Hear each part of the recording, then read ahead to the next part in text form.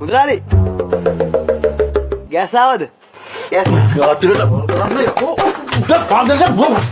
කඩේ අරපු වෙලේ ඉඳන් යකෝ මොන රෙද්දක්ද මේ මුස්පේතු කමට නැති දේවල් මෙල්ල ඉල්ලන්නේ? ඕ මුදලාලි මම දැන් ආවේ. උඹ දැන් ආවුණාට උඹ ඇවිල්ලා ඉල්ලුවා තියෙන දෙයක් නෙමෙයිනේ. යකෝ මේ කඩේ මෙච්චර බඩු තියෙන දෙයක් ඉල්ලහම. තේරෙන්නේ නැද්ද යකෝ බුදුබා?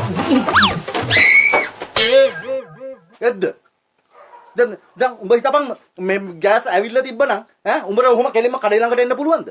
ඔය වංගු දෙකක් විතර එහා ඉඳන් පැයට අඩි 2ක විතර වේගෙන් ලොට තමයි කඩේ දකින්න හරියන්න වෙන්නේ. ඒ කියන්නේ අද ගෑස් එන්නේ නැහැ. ආයිත් අහන යකොතොට කෙලවල්ලු අමුයෙන් කැවිලාද? අද ගෑස් එන්නේ නැහැ. දෙන්න බෑනේ මුදලාලි. ඊළඟ නිවුස් වල ගොන අද කොහෙටවත් ගෑස් බෙදන්නේ නැහැ. ඒ නිසා පොලි වල ඉන්න එපා කියලා. ඒ අතිබඩම තමයි වාහේ මාත්මේ කියන්නේ. ඉතින් ඒක දැන මොකද්ද උඹ ගෑස් ආවද කියලා අහන්නේ එහෙනම්. ඒ වුණාට මුදලාලි ගෑස් එන්නේ නැහැ කියන දවසනේ ගෑස් එන්නේ. මට ඉතින් කාලගුණේ වැඩ කරපු මහත්තයා දුක දැන් මේ ගෑස් ඉන්න එක ඉන්නේ. එන්නේ නැහැ කිව්වොත් බඩු වෙනවා. හරි දැන් ගෑස් ආවමයි කියමු. උඹ දැන් මේ වනවන ආවේ මොකෝ සාක්කු දෙකේ ගෑස් දාගෙන යන්නද? කො ගෑස් ටැංකිය? මොන ගෑස් ටැංකියද මුදලාලි? ගෑණි පැනලා ගියාන ගෑස් පොලිමේ හිටපු එක ටැංකියක් අරගෙනම. මොකක්? ඔව් මුදලාලි. දවස් 4ක් විතර ගෑණි ගෑස් පොලිමේ හිටියේ. ඒ ටිකට ගෑස් පොලිමේ එකක් සෙට් කරගෙන. අන්තිමට ගෑණිත් නැහැ, ගෑසුත් නැහැ, ගෑස් ටැංකියක් නැහැ. ඔබ පුදුම මිනිහෙක් නේ බං. ඔච්චර හරියක් වෙනකම් ඔබ බම්බු ගැහුවද? ඒකෝ කවුද බං ගින්දරයි පුළුණුයි එකට තියන්නේ? උඹට යන්න තිබ්බනේ බං ගෑස් පොලිමට ගෑණි ඇව්වා. මම කොහෙ ඉන්නද මුදලාලි? මං ඒ ටිකෙන් පෙට්‍රල් පොලිමේ. ඉතින් තවලේ හීනේ බං. උඹට පොඩ්ඩක් වෙටින් විතර ගිහින් පෙනී ඉඳලා එන්න තිබ්බනේ බං මමයි මිනිහ කියලා. එතකොට කවුරුත් ඕකට අතපත දාන්නේ නැහනේ. ඒක එච්චර ගාණක් වුණ නෑ මුදලාලි. පෙට්‍රල් පොලිමේ සෙට් වුණානේ මාර සෙට් එකක්. එළි වෙනව රෑ වෙනව තේරුන්නේ නෑ. මොකෝ එළි වෙනව රෑ වෙනව තේරුන්නේ නැත්තේ? අන්න ඒකයි මට තේරුන්නේ. ඒකේ මුදලාලි ඒ හිටපු දවස් 4ෙම උදේ රෑ නැතුව non stop අඩිජි තමයි ඉතින්. මුදලාලිට කියන්නේ දවස් 4 පොලිමේ ඉඳලා බයිසිකලයටම වැදුනේ පෙට්‍රල් ලීටරටයිද කොහෙද? ඒ වුණාට සෙට් එකත් එක්ක බෝතල්ම ගහලා තිබ්බ 20කට වැඩි වට හිතෙන්නේ. ඉතින් ගෑනු ඉඳීද බං? ඒ වුණාට ඒකිට වටින්නේ නැහැ මුදලාලි ගෑස් ටැංකියත් අරගෙන යන්න. අඩු ගානේ ගෑස් ටැංකිය අර තිබ්බනම් මමත් පොලිමේකට සෙට් වෙලා මොකක් හරි පිළිවෙලක් කරගන්න ඕනේ. මොකද උඹ පිළිවෙලක් කරගන්නේ? නෑ මුදලාලි ඒක නෙමෙයි. මටත් යන කලදසාවක් තියෙන්න එපා. මේ තරුණ ජීවිත නිකම්ම නාස්ති වෙන්න දෙන්න බෑනේ. ඔව් ඉතින් ඉංග්‍රීසි මුදලාලි මාත් ඉතින් ඔය ගෑස් පොලිමේකට සෙට් වෙලා ඒකෙන් මොකද යන්න කියලා බැලුවේ. අර කතාවක් තියෙනවනේ මුදලාලි. නින්දේ වැටිච්ච මිනිහා ලින්ක් කටින්ම කියලා ගොඩ එන්න ඕන. කපුටු කාකා බැසිල් කපුටු කාකා බැසිල් කපුටු කාකා බැසිල්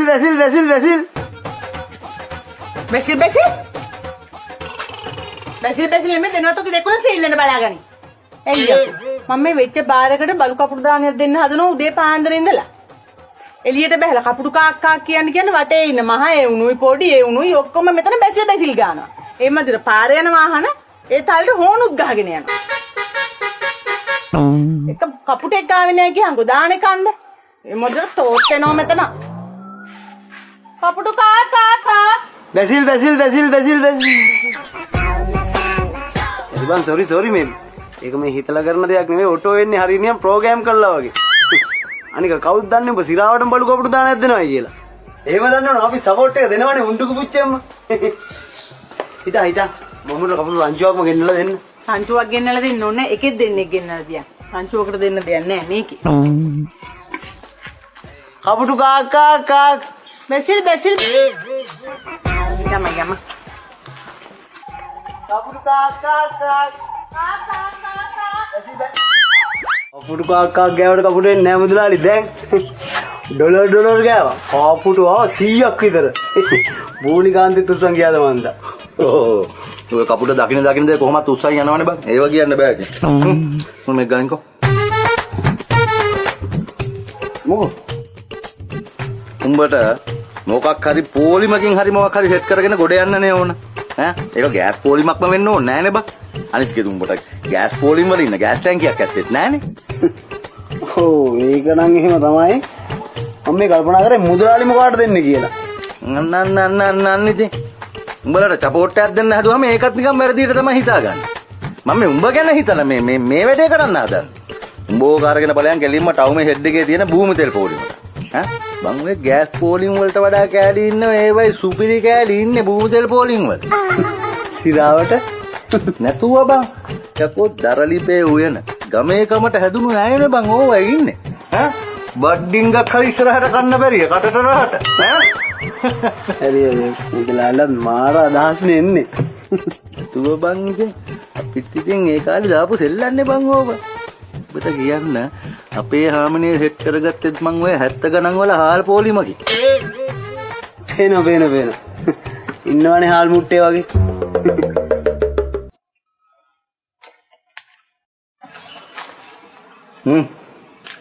ෆුල් ටැංක් කරන් වලින් හොඳ. මේ පුළුවන් වෙයිද දන්නේ හොඳ. පුළුවන්.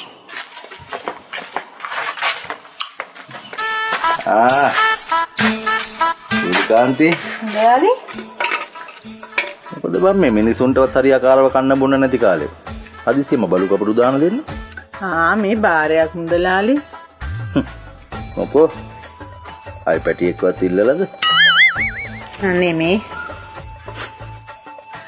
ඕවට ඉතින් බං ඔය බල්ලන්ට කපුටන්ට දෙයියන්ට කරදර කරන්න ඕනේ නෑ බං ඔය දෙදින වෙලක් බලලා අපිට ගියා හිමිතරේ කොල්ල දෙන්න මොකද්ද මුදලාලි හාමිනේ මේ මුදලාලි එදහන් පායකෝ හිතුවක්වත් තියෙන්නේ ඒ උබල ඔව් වගේ බාල්දිය දාලා බලන්න අපි දැකලා නෑනේ දැක්කොත් ගුවන් නොදැක්කොත් ඒකෝ තමයි හරි උඹට මොනවද ඕන කියහන්කෝ මෙතන පවුල් අරවන්න නැතුව මට සීනි ගෝණි දෙකක් තියලා තියන්නකෝ මං හවසට ඇවිල්ලා ගන්න හප්පද බෝල සීනි ගෝණි දෙකක් යකෝ උඹට ස්විප් එකක් අත් ඇදුණා සීනි ගෝණි දෙක ගෙනියන්න යකෝ මේ අර උඩහා ගෙදර අර බැංකු නෝන ගෙනියන්නේ බං සතියේටම සීනි 250යි ස්විප් එකක් ඇදුණා වගේ තමයි මුදලාලි ඒකට තමයි මේ බාරෙත් උනේ කොහොම හරි ගියා එක මං ආයි පරණ රසාව පටන් ගන්න හදන්නේ මොකද්ද අර 15 විට බූලිකාන්ති ස්ප්‍රීතු නිෂ්පාදකයෝ සාවිදා හරින්නෝ ඈ ඊයේ පෙරේද හොඳ ඒවා ගන්නත් වැඩි වුණානේ දැන් ඉතින් රාන්චු පිටින් හොයාගෙන ඉන්නේ මම මේ ඉල්ලුමට සැපයුම් දී ගන්න බැරුව දඟලන්නේ එහෙනම් ඉතින් අපිට ඉස්සරහට බූලිකාන්තිලා අල්ලන්නත් බැරි වෙයි නේ බං ඈ ඕම ගිහිල්ලා ඔබ ඡන්දෙටත් ඉල්ලයිද දන්නේ බලමු ඒවා ඉතින් පස්සේ බලන්න බැරිය ඔන්න සීනි ගොන් දෙක තියලා තියන්නකෝ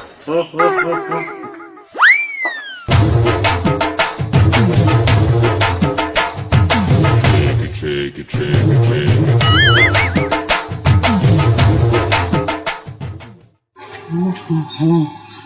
විශ්වය පුරා හේදී ගිය මහ බලු වැඩරාලේ අනාරටර